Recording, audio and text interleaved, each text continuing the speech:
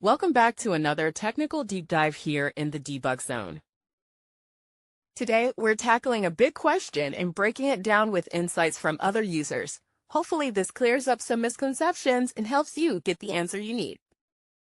So, buckle up, stay a little curious, and let's jump right in.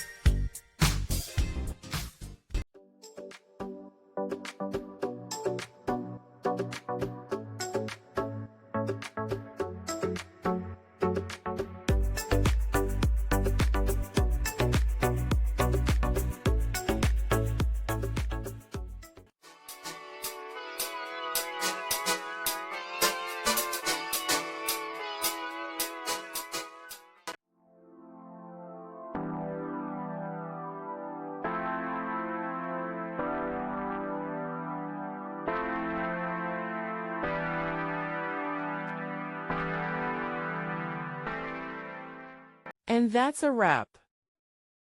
I hope you found the answer you were looking for. If you did, take a second to hit that subscribe button. It really helps out. And let me know in the comments which solution worked best for you. See you next time in the Debug Zone.